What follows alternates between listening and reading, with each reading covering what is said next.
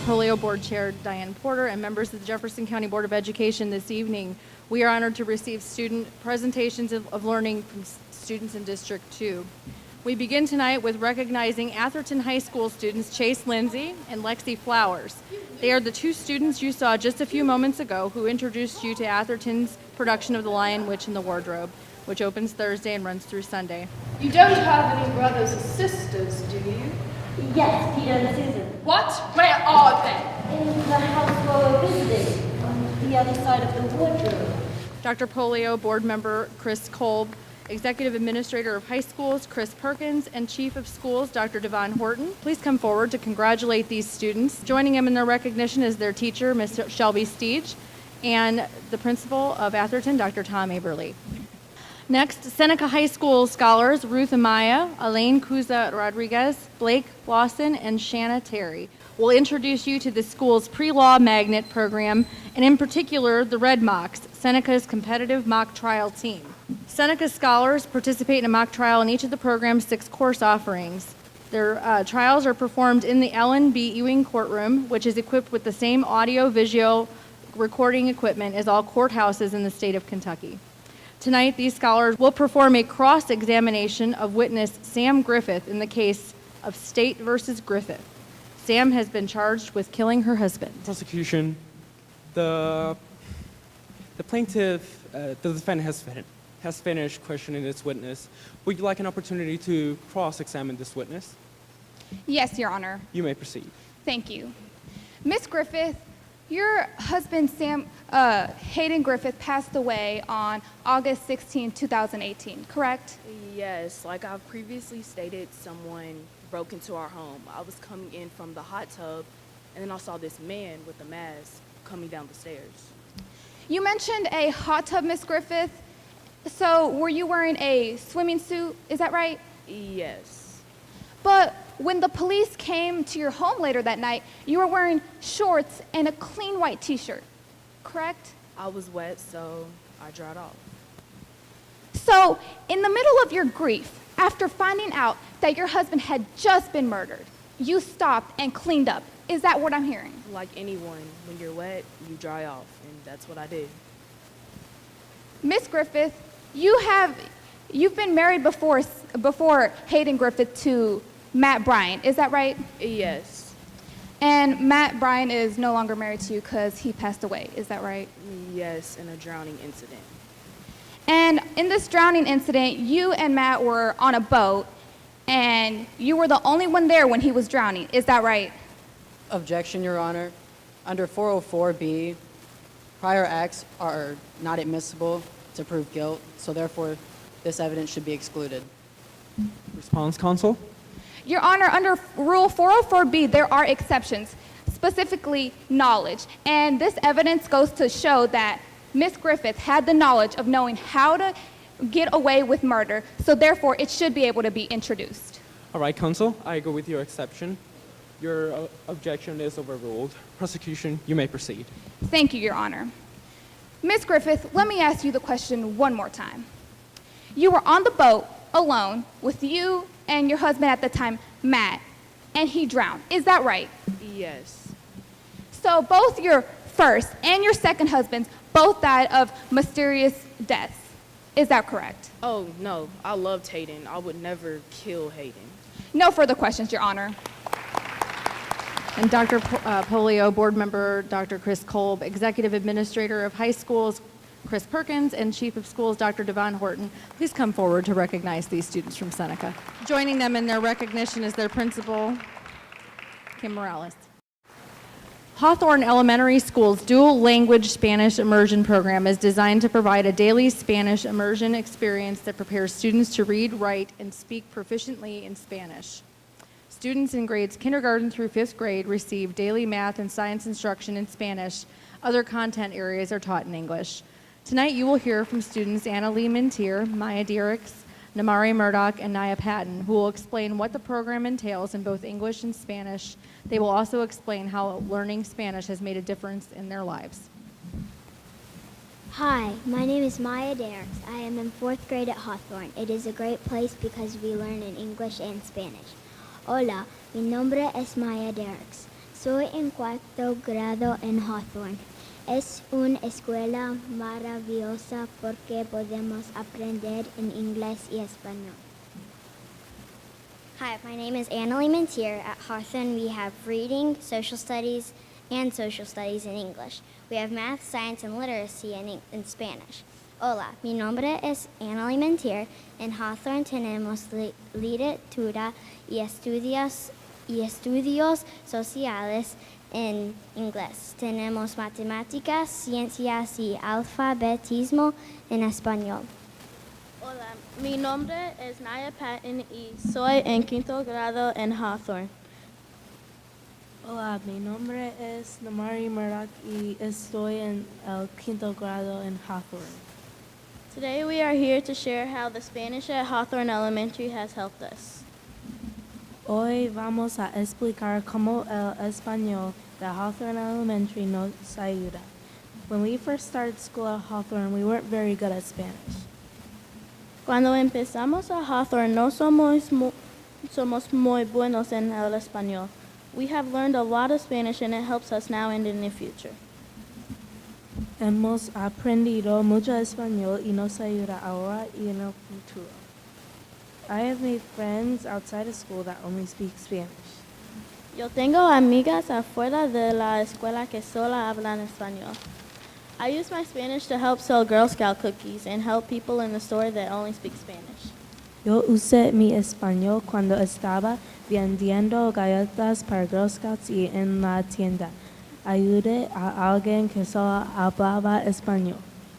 We know that Spanish will also help us in the future to get a better job and to make more friends.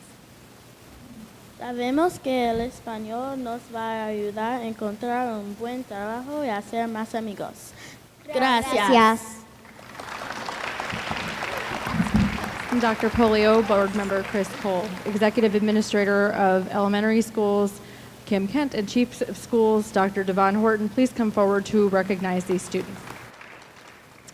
Goldsmith Elementary School features the International and Cultural Studies program. Last year, fifth graders Aaron Crossan and Harold Castillo participated in a school-wide writing prompt questioning whether they believe that Kentucky schools should be welcoming state for immigrants and refugees. As part of the prompt, students addressed their letters to Kentucky lawmakers, and many have very personal reasons for writing. Aaron wrote his piece and was inspired by his friend and classmate Harold, who had come to the state as a refugee. Aaron was able to place his piece in the JCPS Backpack of Skills and was featured on local media for being the first student in JCPS to do so. Tonight, Aaron and Harold will share portions of their work and how they created the assignment. Goldsmith Elementary is a very diverse school. There are kids from about 45 different countries. We did a school-wide writing prompt about allowing refugees into Kentucky. This was sent to the senators. This prompt was interesting to me because my best friend Harold was from Cuba.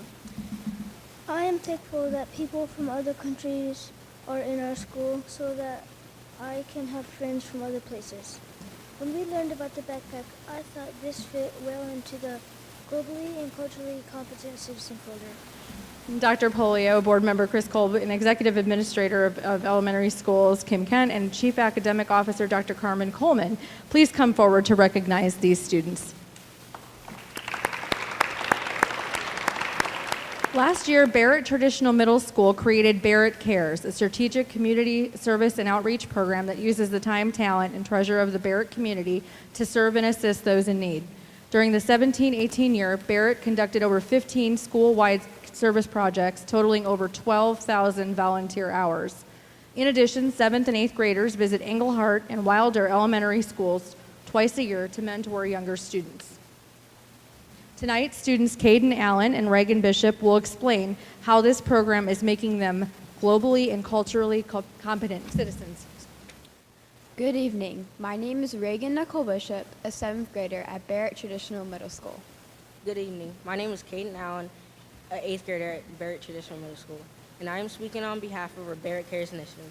With our program, we try to positively affect our community and include others while in the process. Barrett Cares is non-exclusive, and we are always searching for new members. Being part of the committee is a great way to enhance your leadership skills because all our meetings are run by the students, and while we collaborate, everyone's ideas are considered valuable. I would probably have to say that my favorite outreach that we did was last year when we did the outreach, My Dog Eats First. Students brought in pet supplies for homeless pets and their owners, and we got to spread them out to those who needed it.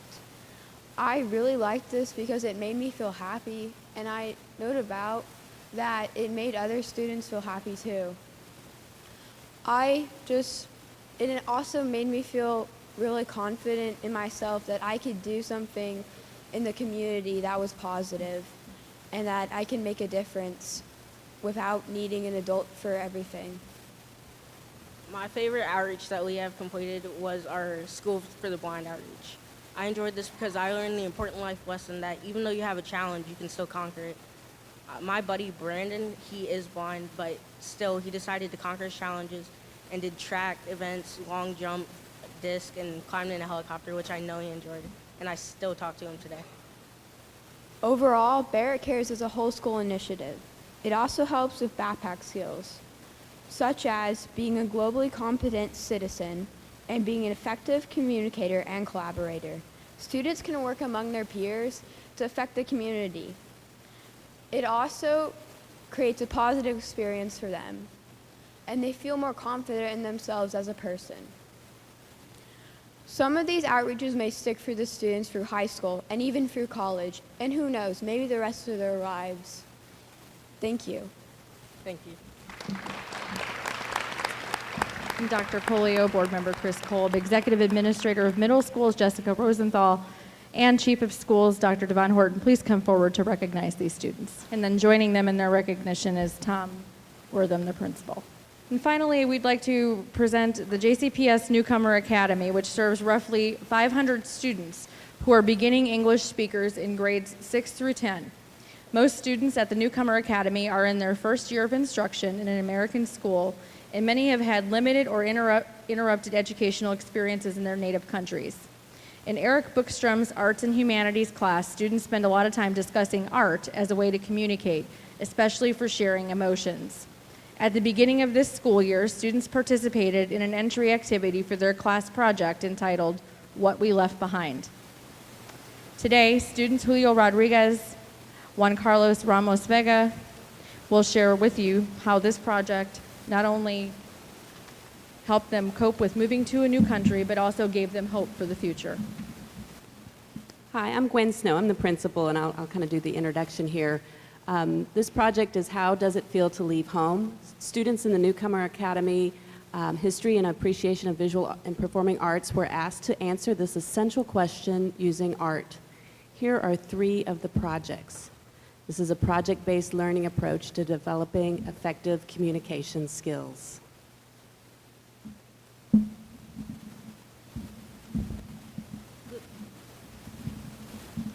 Good evening. My name is Rob Nailey.